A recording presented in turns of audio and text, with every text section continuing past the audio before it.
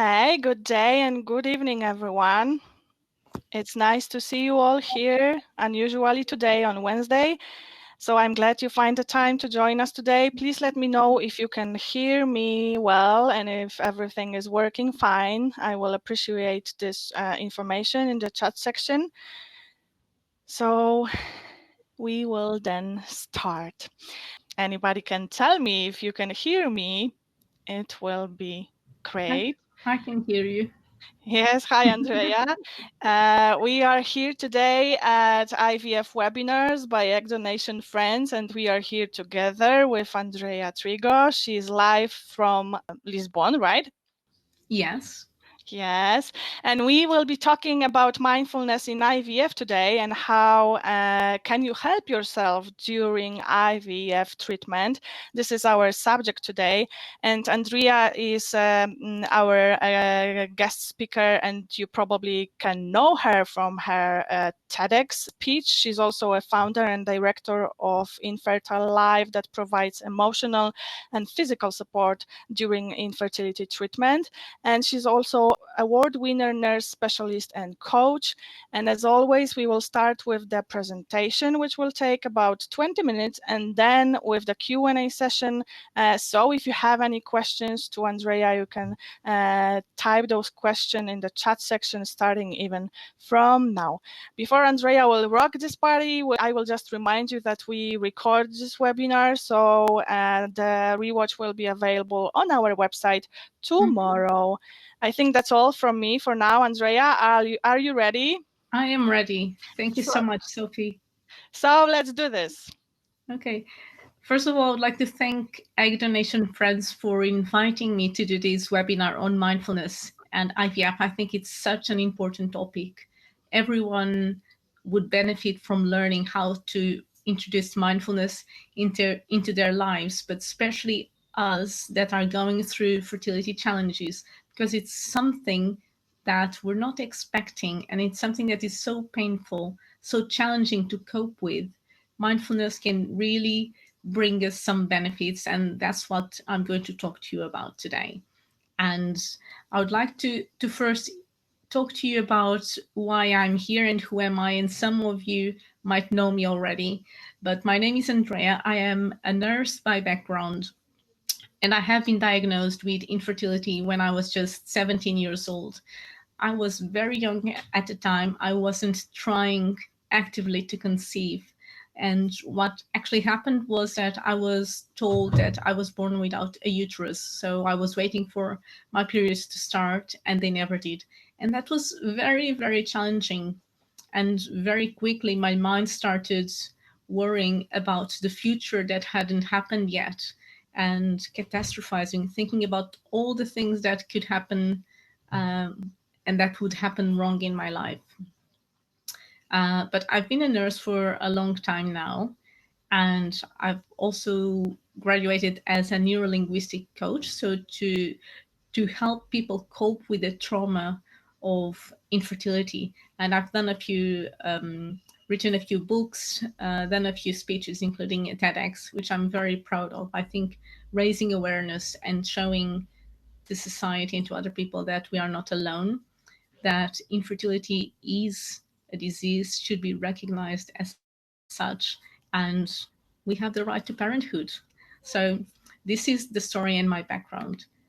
Now, this roller coaster that you are seeing on your screen right now, of the anxiety, the anger, the frustration, the worry, the fear, we have all been there.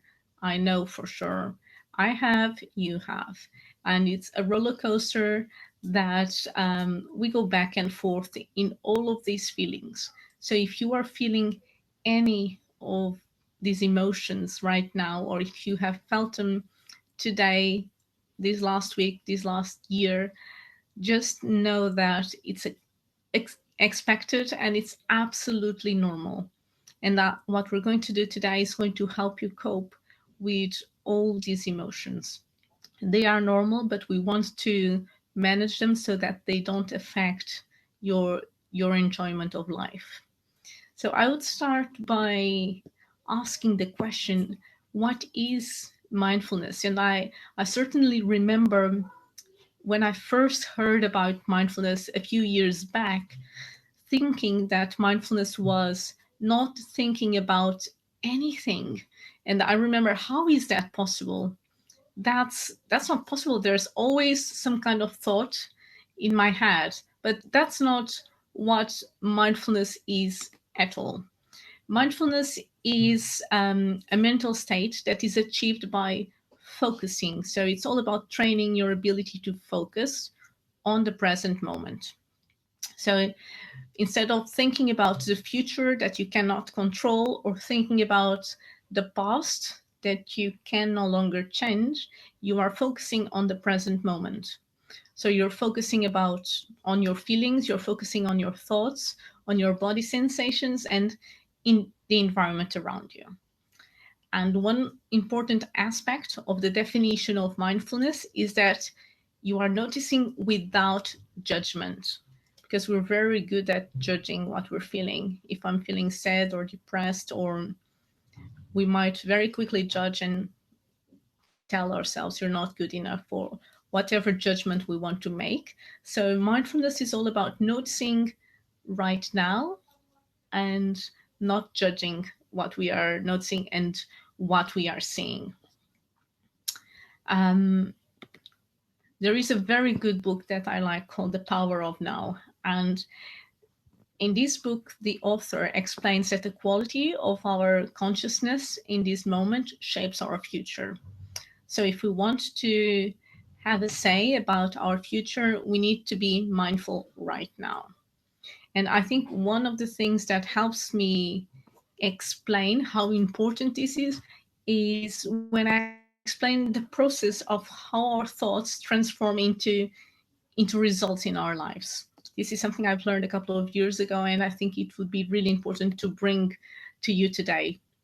So we all grow up, and as we grow up, we are learning with our parents, with our teachers, with our friends, people who we value and trust. We are learning the way of behaving in the world. We learn their values, their beliefs, and because we value and trust these people, we very quickly assume these values and beliefs as our own. So they become the lenses with which we see the world. And depending on the values and beliefs that we have been given, our lenses are different. And that's why different people may see the same situation differently. These lenses, the way I'm seeing the world, trigger a certain feeling.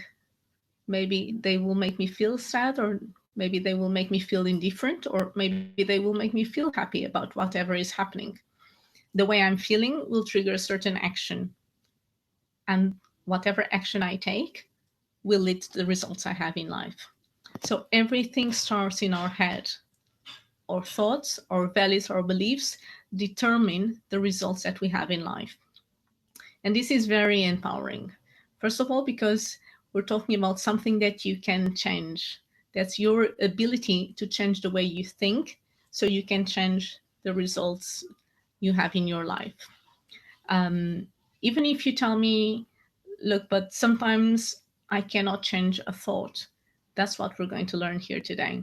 Or sometimes you're not even aware of the thoughts you have in your head. We all have that tiny little voice that says very negative stuff. Sometimes we say things to ourselves that we wouldn't tell our worst enemy. And the problem with having that negative voice, in psychology, there is something called the self-fulfilling prophecy, because we have it in our head, even consciously or unconsciously. It triggers a certain feeling. That feeling triggers a certain action, and that action triggers a certain result. So we need to manage the negative voice in your head, because that negative voice, consciously or unconsciously, is bringing you the results that you are having right now in your life. And we want you to have the results that you want to have. So when we saw that roller coaster in the beginning of the presentation, in medical terms, I told you that that roller coaster is normal and it's expected. In medical terms, we call it the process of grief. So when we are going through infertility, we are going through a loss of not having children born naturally and easily as we thought we would. And that's completely normal and acceptable. So in the beginning, you might feel the shock, the denial, the fear, the confusion. You might be angry, you might be depressed. And then there's this stage here of dialogue and bargaining where we're saying to the world, I would do anything just if I can have this baby. But just like everything else, it's not a linear process. It's very similar to the first picture, actually, where we go back and forth in all these feelings, and we can very easily get stuck in the middle. So mindfulness will help us reach this phase of acceptance, not of acceptance of a life without children, but acceptance that things are not as easy as we thought they would be, are not as easy as society made us believe they would be. And once you accept, you are opening your mind to embracing the alternative plan instead of angrily pursuing that alternative plan. Okay, so this is really, really important. So when we talk about mindfulness, does it really change your life, or is it just something that famous people and everyone is just doing right now because it's trendy? There is actually a lot of good medical research with high quality studies that has been done with research, where people go through research programs and they have MRIs of their brain. And we notice that when we practice mindfulness, our brain waves change. Okay, so some of the things that you may see without having an MRI, some of the changes that you may see in your life is reduced stress. You may notice that you have enhanced performance because you're not worried about what you need to do in an hour, because you're focused in what you need to do right now. So all your energy is in the activity right now, so you perform better. You also gain insight and awareness, because when you are doing mindfulness, you're not losing your attention to the past or the future, so you gain clarity in your mind. There's also a lot of self-compassion, so you allow yourself to feel whatever it is that you are feeling without judging, and that contributes to self-compassion. And we start experiencing our negative inner states in new ways, so allowing us ourselves to be sad when something negative happens, because if we were to be happy or indifferent when something negative happens, that is an abnormal reaction. So allowing ourselves to be sad and happy and excited, it's normal. It's normal to feel all these emotions are part of life. Now, when we're talking about fertility, does it really make a difference when it comes to fertility? That's what we are focusing on. And what the research studies say is that it does have a lot of benefits. When we're going through infertility, we have a lot of fears. So we have the fear of the unknown. We don't know if this is going to work. We don't know if one day we will be parents. We have the fear of not being loved. If this doesn't work, will my partner still love me? Will he leave me? Will I be enough as a woman or as a man? So mindfulness helps us reconnect our body and mind and perceive our way of experiencing infertility in a whole different way. So the research shows that it improves our psychological well-being. It improves our self-acceptance and self-compassion. We start having more positive relations with other people.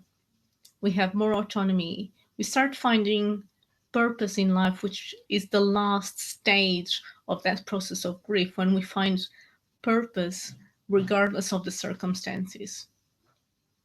We may not be able to control what is happening to us, but we always have the ability to choose how we respond to these circumstances. So it's all about personal growth as well, quality of life.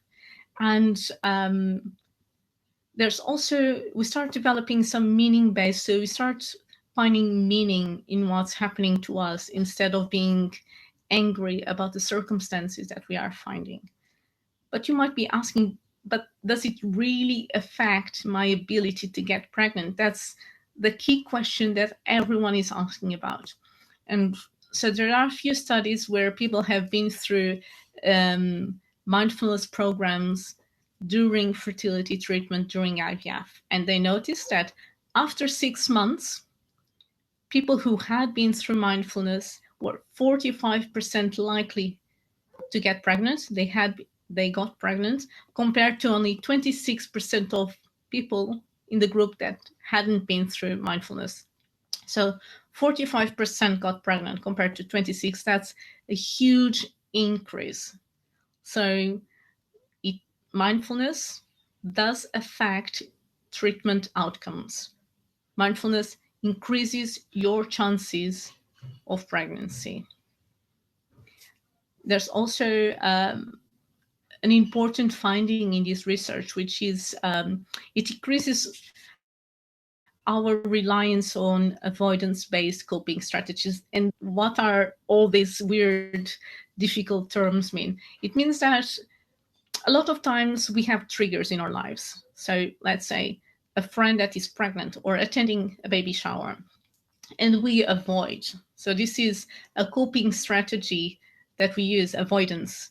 And when we start using mindfulness, we are able to engage with those activities and cope with those activities with other strategies that are more helpful to us that don't include avoidance. So that's also very, very useful to know. So today we're going to talk about 5 very simple strategies, and we're going to practice them here live on the webinar for you to apply them in your treatment straight away. Okay? So the number 1 strategy is about starting to introduce pauses in your everyday life. So you might be in the outdoors, or you might be in the bus or in the underground, or you might be at work, or you might be at home, but just purposefully introducing a pause in your life. So if you have a pen and paper with you, you can write it down, what I'm going to tell you next, or you can just do it mentally. One way of introducing a short pause is by using your 5 senses. So I want you to right now notice something that you can see. So here you might notice that you're seeing the screen, for example, or you might say that I'm seeing something in the room where I'm at. I want you to write down something that you can hear. So you might say that you're hearing me, or you're hearing noises from the outside where you are, or you're hearing a family member just outside the door. I want you to write down something that you can feel right now.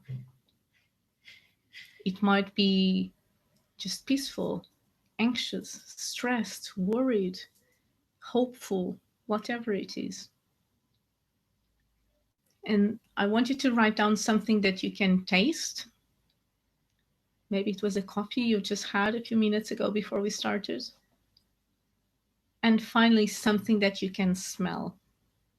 So whenever your mind is going back to worrying about the past or thinking about the future that you haven't lived yet, find these 5 things, something you can see, hear, feel, taste, and smell right now. So this is our activity number 1, okay? So our activity number 2 that you can introduce in your life is affirmations. I'm a big believer in affirmations. So the way they work in psychology is by changing our thoughts. And like we saw in the beginning, thoughts affect our feelings, feelings affect our actions, and our actions affect our results in life. Okay? So when we say something repeatedly every day, this is an affirmation. If we don't believe it, over time, because we're saying it repeatedly, our brain starts believing it. It becomes an internalized belief. And if we believe it, it triggers a certain feeling, a certain action, a certain result in our lives. I remember very clearly the first affirmation I've ever made, and it wasn't a conscious one in terms of I'm going to start doing this. It was when I was very young at 17. I had just been diagnosed, and I had never been through challenges in my life. I had been very lucky in that sense, but I didn't have the coping strategies to deal with it. So I'm crying a lot, reading positive psychology books. And there was one day when I was in my room as a teenager and I was crying, and I felt this energy inside me. And I said, if I can cope with this, there is nothing in my life that I will not be able to accomplish. And in that moment, that affirmation became part of me. It affected my work life. Everything that I set myself to achieve, I felt that I could do it. It allowed me not to settle for relationships that weren't right for me. So it gave me a power that I could actually cope and do so much more, because this was the hardest thing that I could do in my life. So if I can do this, it's like I'm superwoman now. I can achieve anything. So the power of that belief affected my whole life. And it's something that I have in my head up until now. Now, a few years back, I purposefully started saying, I added a new affirmation into my life. I started saying, I'm committed to being in a state of peace, love, joy, and gratitude. And why? Because it has been a lot of years already, 18 years since my diagnosis. And sometimes I woke up okay and happy, but stuff still happens during the day. That might be bad stuff, negative stuff. And if I get angry or stressed and start overthinking it, it starts affecting other areas of my life. And I don't want that. So when something happens and I don't know how to react, I don't know how to respond, or I don't know the answer to the problem, I'm choosing to be in a state of peace, love, joy, and gratitude on purpose, and believe that somehow the answer will come to me. Somehow the good will, in whatever is happening, will come to me.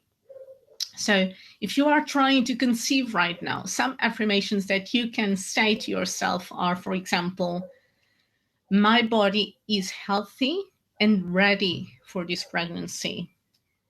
Or my head is full of healthy thoughts. Or I'm doing everything I can to bring this child into my life. So these are sort of affirmations that you can start saying every morning or in the evening, and saying it every day at the same time, or set a reminder on your phone so it pops up every day at the same time, and you will start believing it. So the next activity that I have for you today is called mindful activities. We all have these activities, these things that we do in our lives that become like an automatic pilot thing. We do them every day. We don't even think about doing them. Like, for example, teeth brushing. So you may wake up in the morning and you're brushing your teeth and you don't even think about it. You might be thinking about the day ahead of you. So what I would like to invite you to do today at night, before you go to bed and you have to brush your teeth, I want you to do some mindful teeth brushing. So here you're going to notice your teeth brush, the color, the shape, the weight of it in your hand. and you're going to put the paste on it, and notice the color of the paste and the texture and maybe the smell and the way it feels in your mouth, how many brushes you give in each tooth. So that's a mindful activity, bringing your mind focusing to the present moment. Then let's say tomorrow morning you're having your breakfast and you're going to start introducing mindful eating. So you're going to notice the food you're eating. Let's say you're eating granola with yogurt. So you're going to notice the color of the food on your plate, the smell, the way, the texture, the way it looks, and you're going to bring it closer, the way it feels in your mouth, and when you swallow it. So that is mindful eating instead of just eating on the go, rushing. And the last activity that I would like you to try is called mindful sex. Because a lot of times when we are trying to conceive, sex almost becomes like an obligation. So here we're talking about leaving behind all these thoughts about, is it this really the time when his sperm is going to fertilize my egg? And just get rid of that and focus on your partner. Focus on the skin, the way it feels on your skin, the smell, the touch, the way it makes you feel. So this is something that you can do. As a nurse, I can prescribe it to you. You can do some mindful sex tonight or tomorrow instead of thinking about all the pregnancy stuff. Okay? And so let's go to activity number 4. And this activity is called the mind-body connection. So we want to make our mind more aware of our body and the way our body is right now. And one of the easiest ways to do this is with a body scan recording. So I would like to invite you all now to join me in this 3-minute body scan recording. And you will see that this is all about noticing your body, your environment. It's about relaxing and increasing your sense of well-being. Okay, so wherever you are right now, I want you to be well seated in your chair with both your legs relaxed, with both feet on the floor. And let's start bringing your full attention to your body. Taking a deep breath in and out. And when you're ready, you can close your eyes. And notice your body seated wherever you are seated. Feeling the weight of your body on the chair, allowing gravity to do its job. And come into your body by noticing the support of the seat beneath you. Take a few deep breaths in, and as you exhale, have a sense of letting go. Notice your feet on the floor, the sensations of your feet touching the floor, the weight and pressure, maybe a slight vibration or temperature. Notice your legs against the chair, paying attention to sensations such as pressure, pulsing, heaviness, lightness, becoming full aware of the joints in your ankles, knees, and hip joints. Take another deep breath and bring your attention to the stomach area. Soften your lower belly, taking your time to feel the entire structure of the torso and rib cage pulsating, expanding and contracting with each breath. Notice your shoulders, arms, hands, and fingers. Notice your neck and your throat. Release the jaw bones. Let your face and facial muscles soften. Notice your whole body present. Take one conscious breath, and when you're ready, bring your awareness to the present moment. So this is a 3-minute exercise that is very easy to introduce in your life. And you can find recordings of the 3-minute body scan mindfulness on YouTube. And I will make sure I will give a recording to egg donation friends that they can share with you and that you can download and have on your phone and use on the go in the morning, at night, or even when you are commuting to work.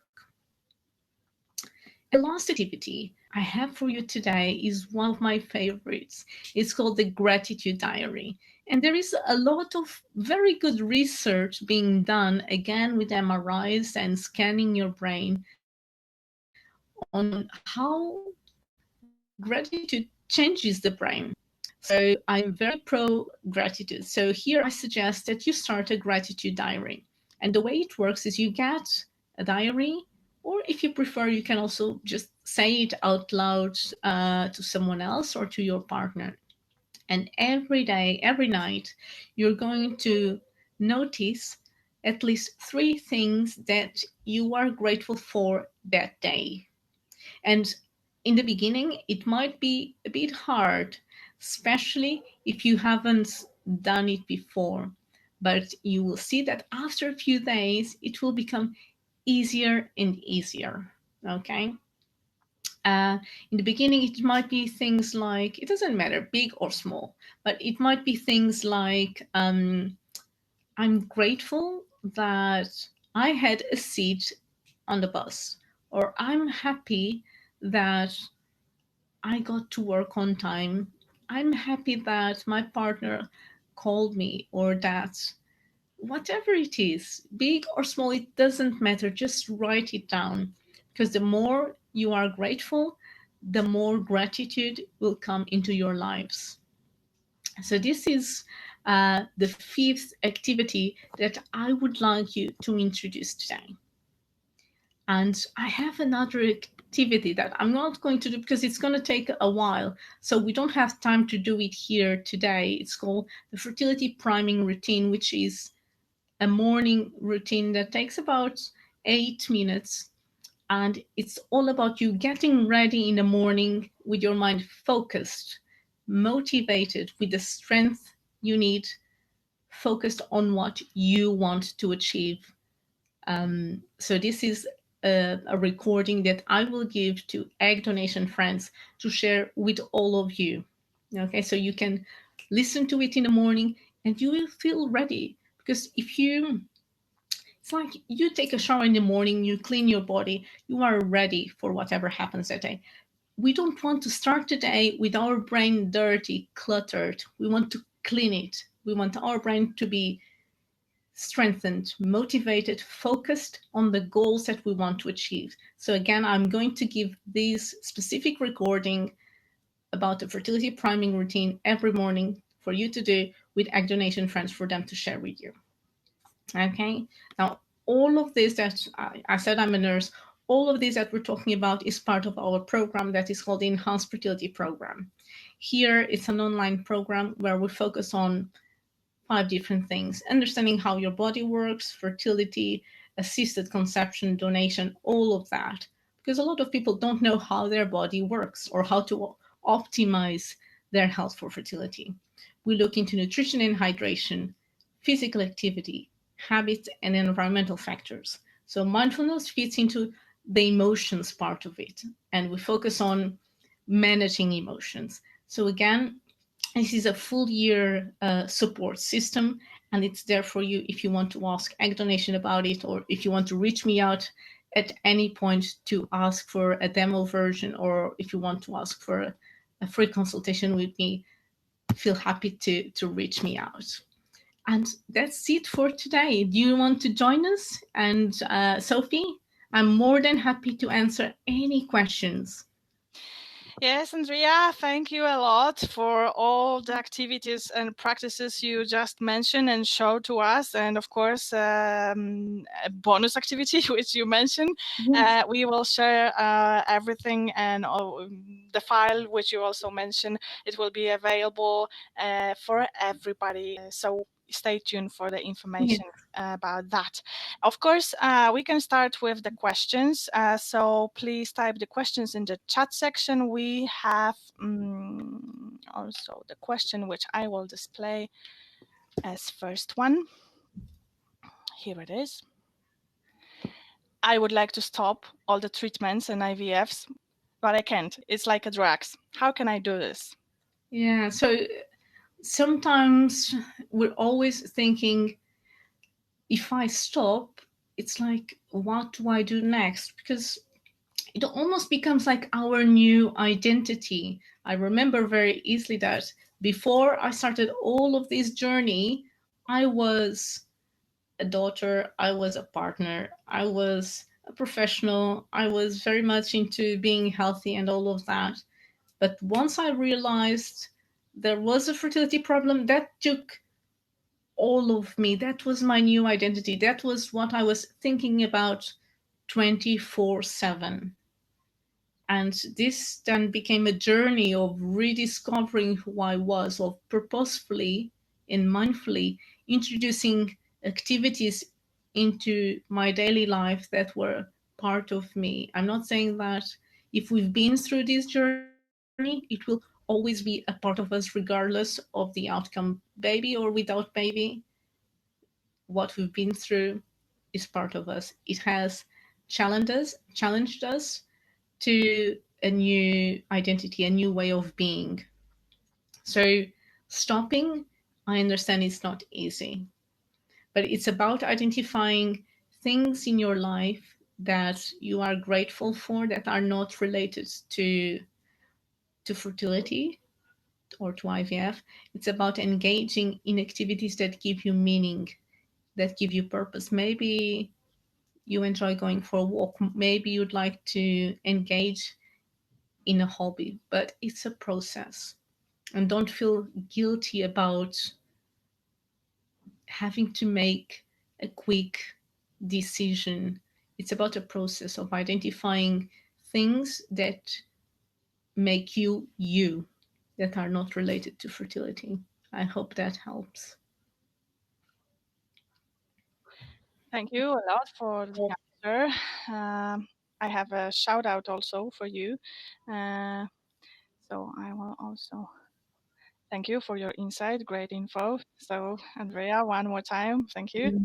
Uh, please type your questions. Don't be shy. We have some time for the questions, so just use it and take this time to ask Andrea a question. I think that, yeah, mindfulness, it can be sometimes tricky, right? Some people may be skeptical about that.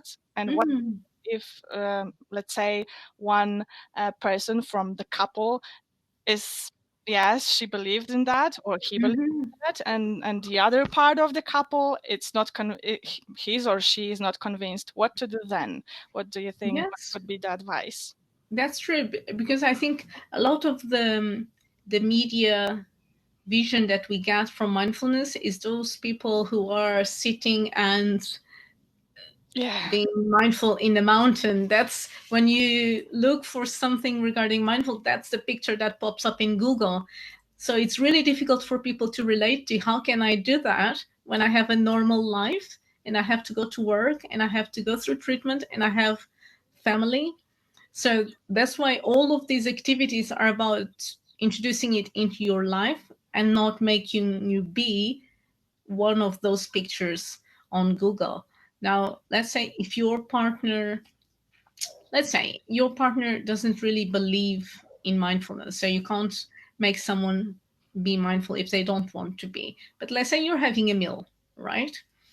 You can say things like, notice how this plate is so colorful.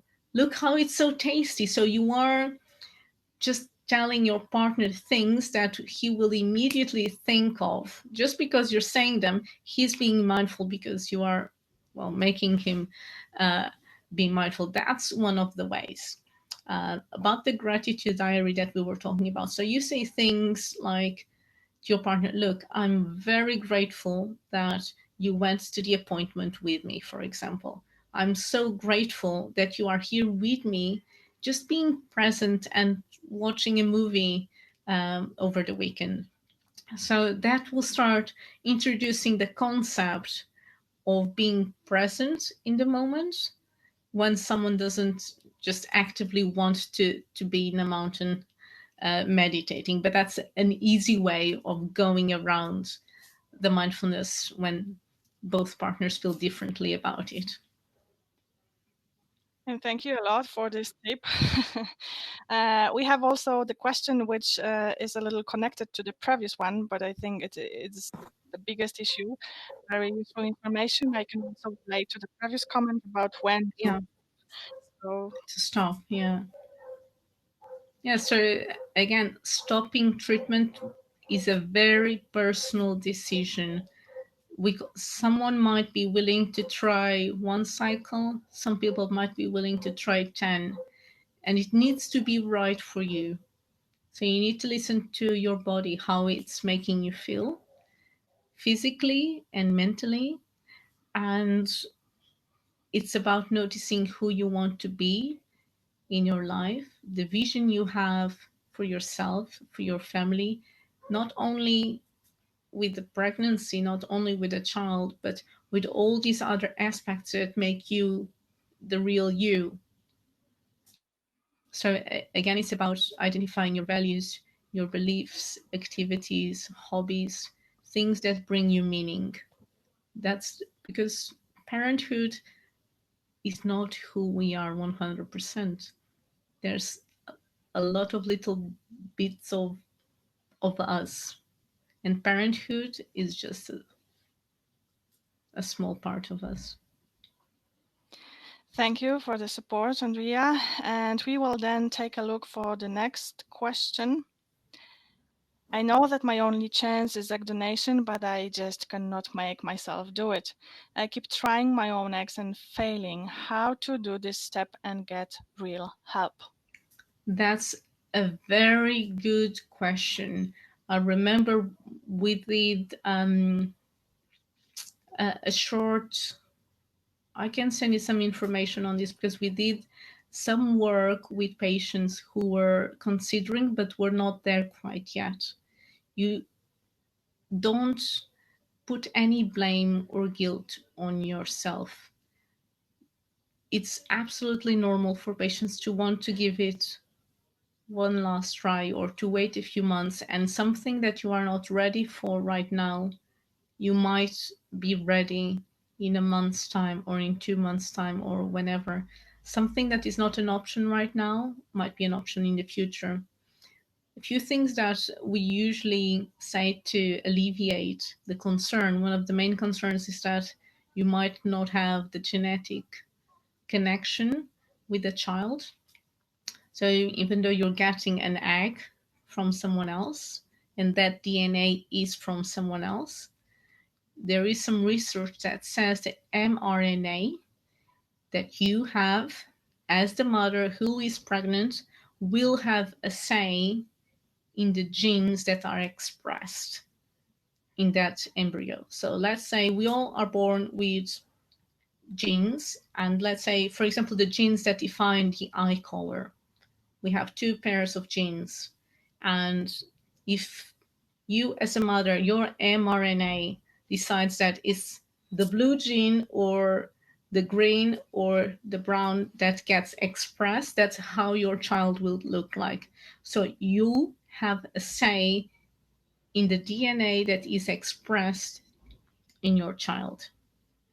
So that you are not 100% genetically related, but your body has a say. You will be carrying that child for 9 months. So you will have that connection. Without you, that child would not be born. And children are more than just our genes.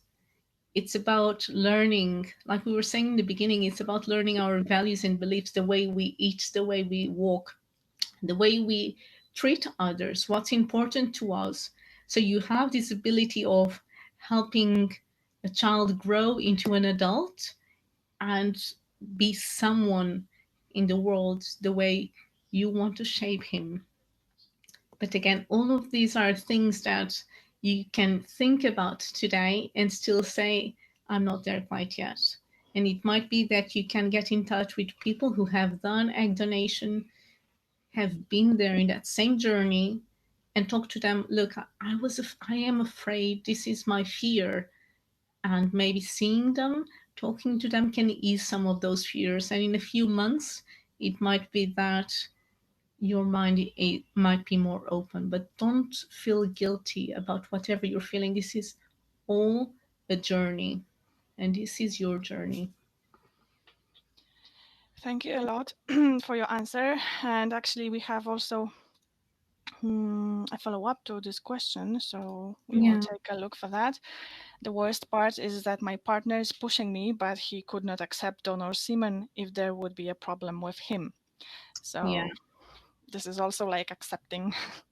yeah. So it's really hard for couples because you're trying to make decisions together, but the way I may feel about treatment in terms of the type of treatment I want to pursue or the length of time I want to try it or how many cycles might be different to my partner. So trying to bring that together into a decision that pleases both is challenging. And I think that's where fertility coaching and counseling can be so useful, because you can talk about it and find a way of making really hard decisions.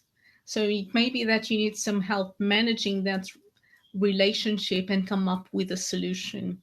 I know that for some couples where you need the egg or you need just the sperm, but there's that feeling that you're talking about of the child will not be related to me but will be related to my partner, sort of thing. Some couples opt by getting an embryo donated, so no sperm or egg is related to any of them. So that might be a way forward, but coming to decisions is really hard, and it might be that you need some professional help, both of you together in a room talking about all these feelings and getting some practical strategies to make the decision.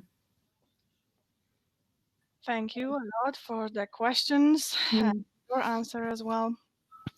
We will then take a look for the next question, which you mentioned a little so far, but is it better to speak with other people about our problems with fertility or not? Sometimes they cannot understand it. Yeah, I understand that. I think from my experience, sharing is good. When we share, it's like the weight of the problem is no longer being carried just by us. I had lots of fears about sharing. Will people understand? Will they be hard? Will they say negative stuff? Will they judge me? And from my experience, people are very supportive and very helpful. So it might be that you don't want to share everything with everyone, and that's absolutely normal. It's your body, it's your life, it's your journey. But think about someone who you trust, someone who you know will be there unconditionally, who loves you unconditionally, and just share a little bit of the journey, maybe not all of it, whatever you feel comfortable with. Share that part with you, that little part with that person, and you will see that the weight will of the shoulders will soften. There's also the option of sharing with strangers. So if you go into a community like Instagram, where you can have a fake handle name and you can find all these people going through the journey, this trying to conceive journey, and you're sharing your story, but you're still being anonymous, and you're being understood by people who are going through it. So I find that is one of the most amazing things that has been happening on social media recently. Thank you for your advice on this one. And we will then take the next one. It is really difficult to release what I'm grateful for because the one thing I think about since 4 years is pregnancy. Yeah, I understand. And I've been there. And it doesn't come easy. But think about something small.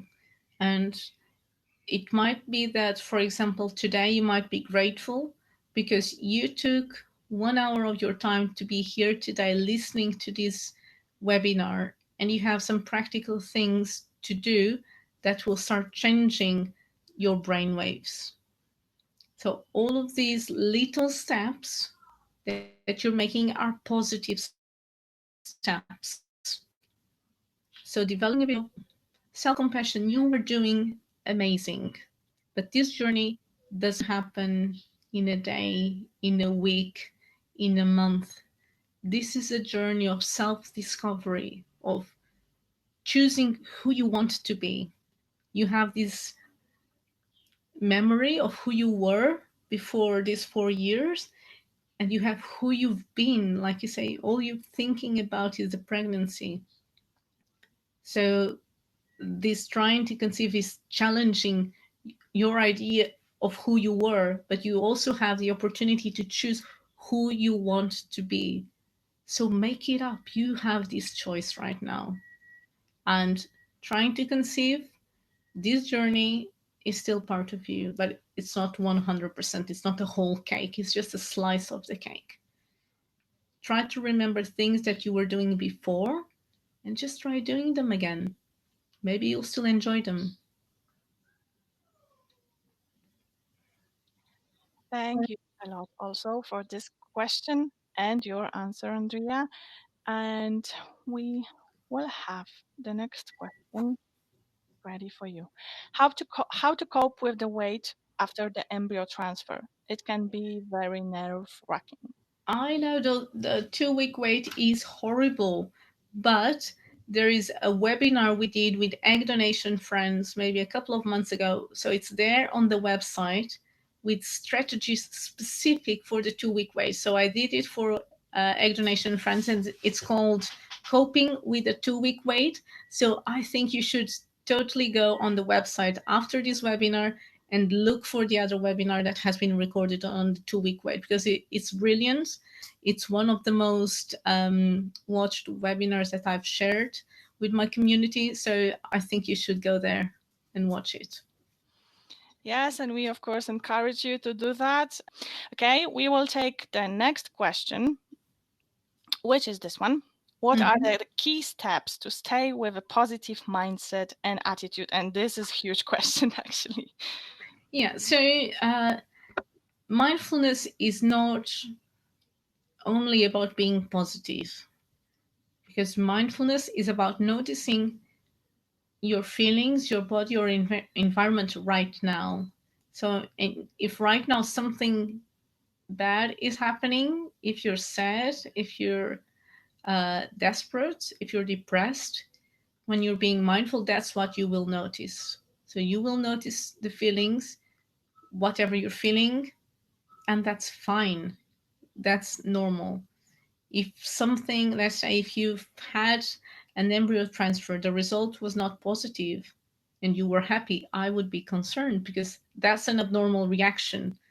But feeling whatever you're feeling, even if it's not positive, it's a good thing. It's a normal body and mind reaction to the circumstances that you have.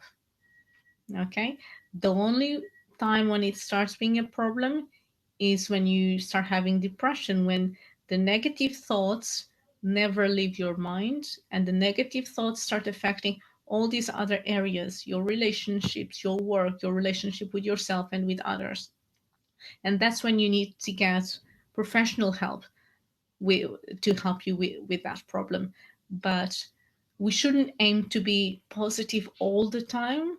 I'm not positive all the time because our day has ups and downs, and being positive is unrealistic because we have bad thing happens. We are not in control of situations that happen to us, but we are in control of how we respond. So being mindful that I'm going to respond with anger, with sadness, with shock, with whatever is linked to the situation I'm experiencing, but still being able to bounce back and saying, okay, this is really bad and I'm upset and I'm allowing myself to be upset. But in an hour, I have a meeting with an amazing friend. And when I'm in that meeting, I'm going to focus on her and I'm going to focus on the good that is that meeting. So it's all about accepting what we're feeling. Thank you a lot for giving us this support. And actually, we have also a shout out. Thank you. It comforts me that. So thank you a lot. And we will take the next question. How long will you recommend to wait after 5 failed attempts? So I don't have a lot of information from this question.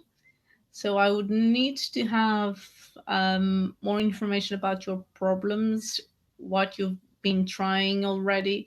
But I recommend that you can go on my website or email me. I always give one free consultation to everyone. It takes place over the phone or on Skype. So to talk about something specific that I would need to have more information about or check some results of things that you've had already, I think you should email me and then we'll schedule something and we'll talk about it.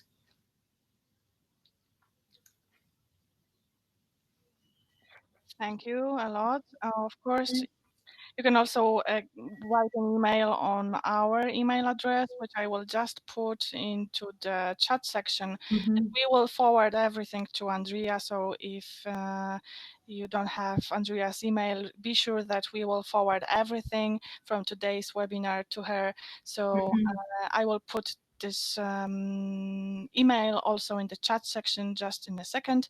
And of course, I would also like to take the next question.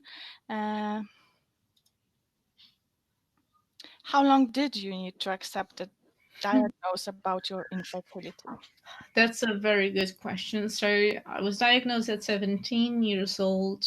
I became a nurse when I was 21, and I just avoided everything pregnancy related. I looked for partners who didn't want children on purpose because I just didn't want to face that reality. And then it was a journey of, like I said before, self acceptance, self discovery, realizing that I was perfect just the way I was, and knowing that everyone is different. There are a lot of alternative plans, and everyone is different. The way society wants us to believe that parenthood or family should be is not real. Everyone's family is different. Families come in many shapes and sizes and forms. So for me, the when I looked back and I noticed I'm actually fine, it was 15 years. And that is a long time. And that's why I do what I do and I work one to one with people, because if you're being diagnosed in your 30s or in your 40s, you don't have 15 years to figure it out before you decide what to do next. So I wanted to give people the tools that I used so they can do it quicker and come up the other end with the goals they want, achieving what they want, and still feeling happy and with meaning in their lives. So it will depend on, but it's not something that happens in a day or in a week or in a month. It takes a long time. Thank you for sharing your story. Andreia with us. It will be also the final call for questions. So if anybody wants to ask any questions, please type the questions in. And I have the next shout out for you, which I, with great pleasure, show you. Thank you. It's a really positive evening. So, and the next one, thank you very much. Somebody is typing, so we will wait. Maybe it will be a question, but actually this is also a shout out. It gives another perspective and opening doors. So Andreia, thank you a lot for your support and your advices and all the knowledge you shared with us today. So it was really, really helpful, and I think that many of us will make a use of it. We don't have any more questions, so if anything appears, you can always throw us an email, and as I told you, we will forward everything to Andreia tomorrow. I would like to thank all of you for this evening, and especially you, Andreia, for giving us your time and for your presentation, of course, and all the questions which you answered, and all of you for your participation today. So we were so glad you were here with us today. In the chat section, I also put the link to the rewatch, which will be available on our website tomorrow. So just watch it again or share it with anybody who you think should see that, and also follow us on our social media. All the things and all the information, all the articles are there also, so stay tuned, and you will be always up to date with every upcoming webinars and articles which we have. You can also follow Andreia on her social media. She has a great content there, so yes, encourage you to do that. And Andreia, do you want to add anything? Any final? I would like to thank Egg Donation again and everyone who have taken the time to be here. You could be doing something else and you have chosen to be here. So thank you so much. And I will make sure I'll share all the recordings with Egg Donation friends so you can have access to them. Yes, and we cannot wait for that. We will share that with everybody. So yes, we will be very grateful. Yes, we will be very grateful for for you and for sharing this with us. Thank you a lot. Have a good night and good day wherever you are. It was a really, really mindful evening. Thank you for that, Andreia. And yeah, hope to see you soon here. Bye. Bye. Hi.